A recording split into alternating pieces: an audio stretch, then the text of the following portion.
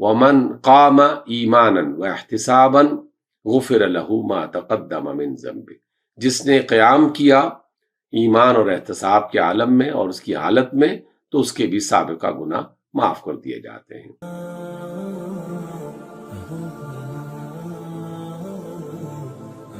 بسم اللہ الرحمن الرحیم۔ قیام اللیل کا مطلب ہے رات کے کسی بھی پہر اللہ تعالیٰ کی رضا کے لیے اس کی عبادت کے حوالے سے کچھ نوافل ادا کیے جائیں، ذکر اذکار کیا جائے، اللہ تعالیٰ سے مناجات کی جائے اور اس سے بات چیت کی جائے۔ مناجات کا مطلب ہوتا ہے کہ اس انداز میں بات کرنا کہ جس میں بات کرنے والا اور جس سے بات کی جا رہی ہے بس یہ دونوں جانتے ہوں کہ کون کہہ رہا ہے، کس سے کہا جا رہا ہے، کیا کہا جا رہا ہے، باقی دیگر مخلوقات جو ہے وہ اس سے نہ واقف ہوں، یعنی اس میں ریاکاری اور دکھاوے کا کوئی عنصر شامل نہیں رہتا۔ رسول اللہ صلی اللہ علیہ وسلم نے جو فضیلت روزے کے حوالے سے فرمائی اور اس کے اجر کے حوالے سے ہمیں تعلیم دی، بالکل اسی اعتبار سے قیام اللیل کے لیے بھی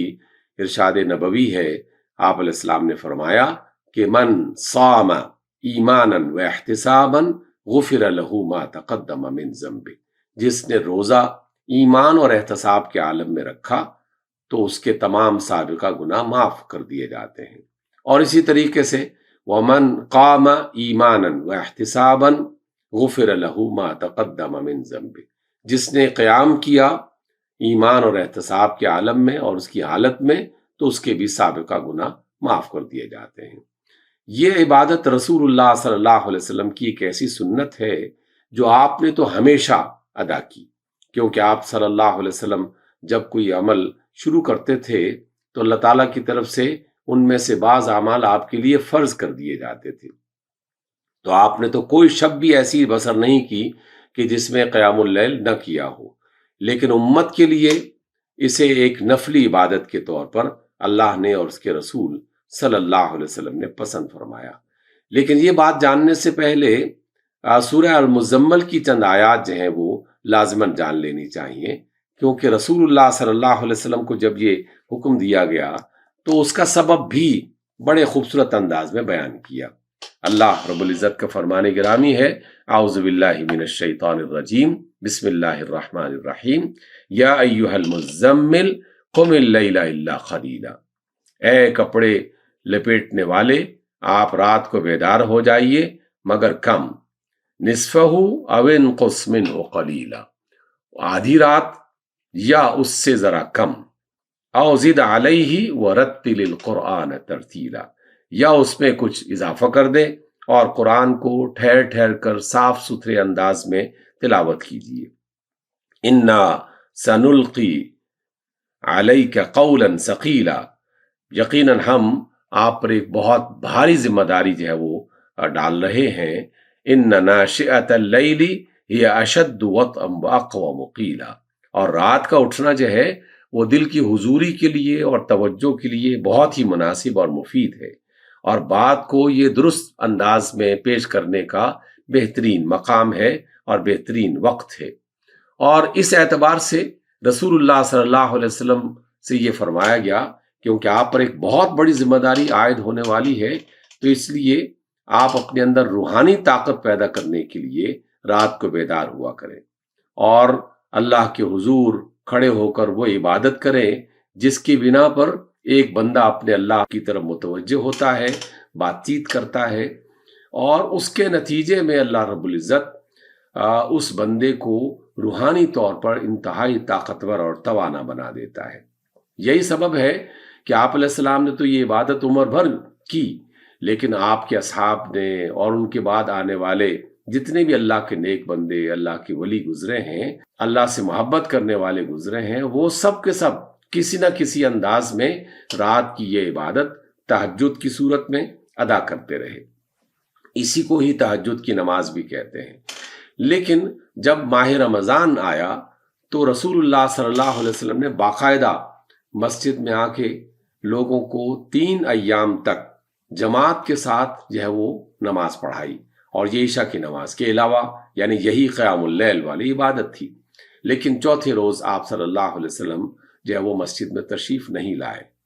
اور جب لوگ انتظار کرتے رہے تو بالآخر آپ صلی اللہ علیہ وسلم اس عالم میں مسجد میں داخل ہوئے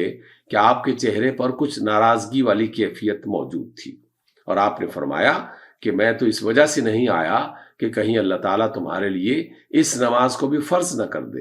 یہ اللہ تعالیٰ کی رحمت کے مختلف انداز ہیں کہ وہ اپنے بندوں کو عطا کرنے کے لیے مختلف صورتیں عطا کرتا ہے، اور اس میں خاص طور پر رخصتیں بھی جو ہے وہ عطا فرمائی جاتی ہیں۔ اصحاب رسول سے اور آپ کی ازواج مطہرات سے قیام اللیل کے بارے میں مختلف موقعوں پر پوچھا جاتا رہا، اور وہ روایتیں مستند ترین کتابوں میں موجود ہیں، اور تمام فقہا اور تمام مسالک کے علماء جو ہیں وہ ان روایات کو درست مانتے ہیں۔ آپ سے جب پوچھا گیا کہ آپ صلی اللہ علیہ وسلم قیام اللیل یعنی رات کی یہ عبادت کس طرح فرمایا کرتے تھے، تو بتایا گیا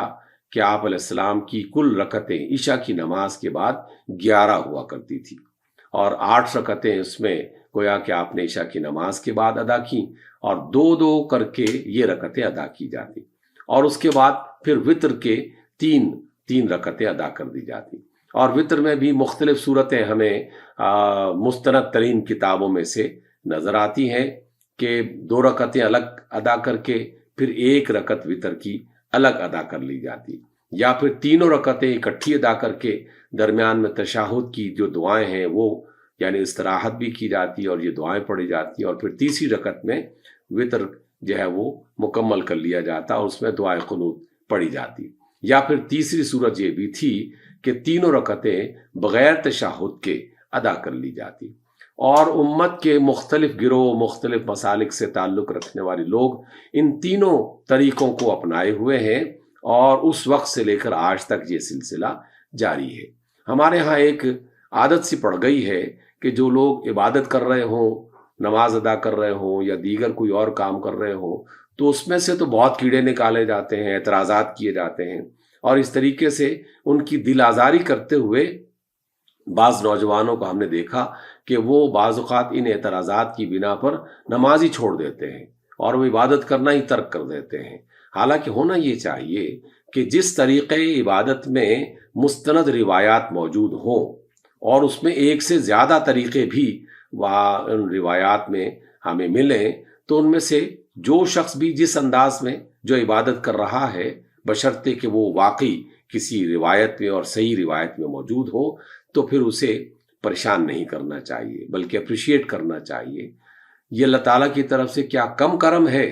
کہ وہ ہمیں بیدار ہونے کی سعادت بھی عطا کرتا ہے، اور چند رکعتیں ادا کرنے کے ساتھ بے شمار اجر اور بہت بڑا اجر ادا کرنے کا جو ہے وہ وعدہ کرتا ہے۔